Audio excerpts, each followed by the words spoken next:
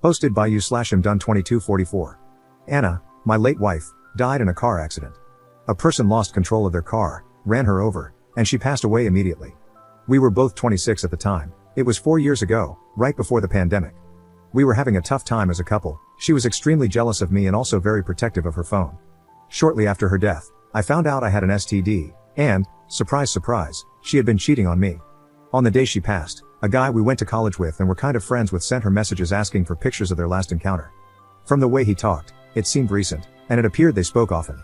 I was able to access her phone and laptop, as she hadn't changed her passwords. She would always ask to check my phone, and I would ask for hers in return, so I knew her password.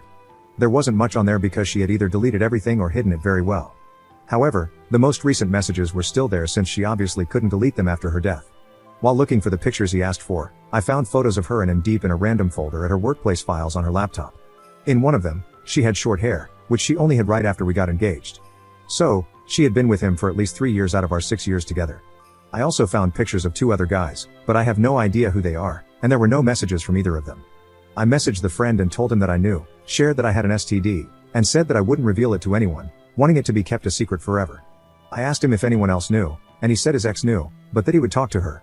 I decided, for the sake of her parents and siblings, that I would pretend she was a great person and let them keep their beautiful memories of her. Anna's older brother, Thomas, 34M, is a good friend of mine to this day. I would even go as far as to say we're best friends. 2 years after my wife's passing, I was ready to date again. Thomas said he knew the perfect girl for me, he just wanted me to be sure I was ready for something serious before introducing us. It was his sister-in-law, Laura, 27F. We only knew each other superficially and hadn't really talked before our first date. I fell for her quickly and deeply.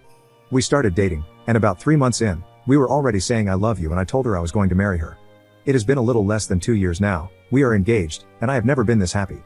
I told her all about my relationship with Anna. I still have the evidence of what Anna did stored away on my computer, just in case, and I showed it to Laura. She cried a little and comforted me, but I assured her I was fine and that I was over it. The problem is with Anna's family, especially her mom and sister. Ever since Anna's passing, every time they talk about her, people want to hear me say something. They ask me about her and try to include me in conversations about her. Anna was such a good cook, right, Op? I loved when she and Op would banter, remember, Op? Stuff like this. In the beginning, I managed by saying it was difficult for me to talk about her and that I wasn't ready. They let me be for a while, but ever since I started dating Laura, I haven't been able to use the I'm not ready excuse.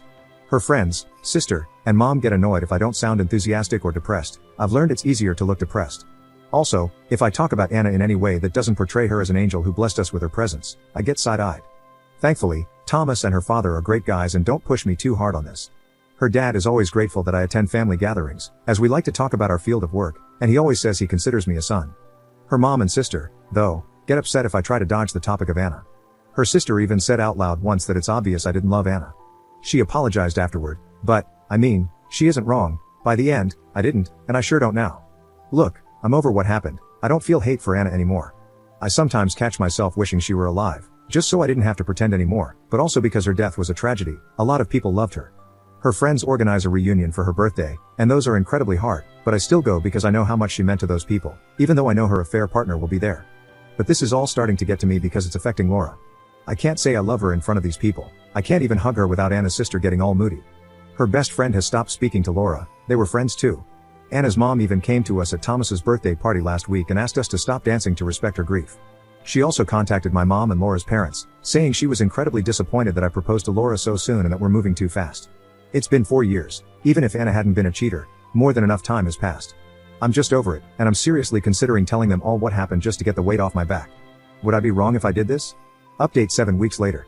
Hello again, sorry for not replying to most of you. There were too many comments, and I wasn't able to respond to many. Thank you so much for caring, though. I had used Reddit for advice on a work-related issue in the past, and it was helpful. I feel like it came through again. I'm only updating because I received so many DMs asking for it, and I hate when I read something with no resolution. As I think there's no harm in doing it, here I am. There's something I want to add because I didn't feel it was relevant before, but seeing so many people saying mean things about Anna made me feel like it's relevant, just so some people can understand how I feel about her. Maybe it isn't relevant, but I feel like saying it and putting it out there. Anna loved me, she really did. She wasn't some monster who wanted me to be miserable and make me a fool. I saw the way she talked about me to other people. She loved me. She was worried I would divorce her and was talking to people about how to turn our marriage around, how to put it back on track. The issue was that she had a kink, and I absolutely had no desire to partake in it. She asked a couple of times, once early in the relationship and another time after we got married, and I unequivocally refused both times and was particularly judgmental about it. All the pictures I found were of her in those kink scenarios. So yeah, she was intimately frustrated and used those men to satisfy her kink. But she loved me, she was just very selfish, dumb, and reckless. I really believe this. And I say all of this because she was a terrible wife, she cheated on me for years because of a kink. But she was not a terrible person, she was only a terrible partner. There's a reason so many people loved her so much. I went with my gut feeling of talking to Thomas. It seems like a lot of people came to the same conclusion, that this was the best way to handle it. Laura and I went to his house, and we talked to him and his wife, Laura's sister. I told them that I was only bringing this up now because my life and Laura's are being affected by how people perceive me as Anna's husband. People want me to be a memory of her life, when in reality, being reminded that I was married to her feels like a gut punch, and I'm at my limit. But I kept on trying because I love her family, and I know how much she meant to many people. I told them that I did not love the person she became when she died, and that we were probably headed for divorce soon, even without the things I learned. The only reason I didn't share it with anyone was because I didn't see a point in tarnishing her memory and changing people's perception of her when it wouldn't matter to anyone, and it would only bring pain to those who loved her. Now, though, this decision is biting me because I also have to act like she was perfect. The reason I told them this way was so they could opt to know more if they wanted, but if they'd rather stay ignorant of the situation, they could. Thomas wanted to know everything, so I told them.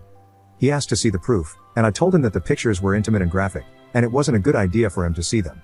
He asked his wife to see them. I showed them to her, and she confirmed to him that it was real and that they were really bad. She actually flinched looking at them. He asked if it was only one time. I told him it was with 3 different guys, and one of them went on for at least 3 years that I knew of. He was mad, cussed a lot, not at me, but at the situation. I started to regret everything at that point. He said, "Jesus Christ, why is she so effing stupid?" He called Anna stupid a bunch of times.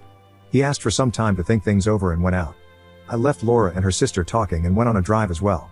About an hour later, Thomas called me and asked me to come back to his house. He and Monica gave me a hug. She was crying a lot. He asked me what I wanted to do. I told him that all I want is to move on from this and be happy with Laura. He told me that he would handle his mom and sister, that I didn't need to worry about them anymore, but I should just distance myself from his family and Anna's friends for a while. He said I'm his brother, and that will never change. We all hugged it out, and that was it.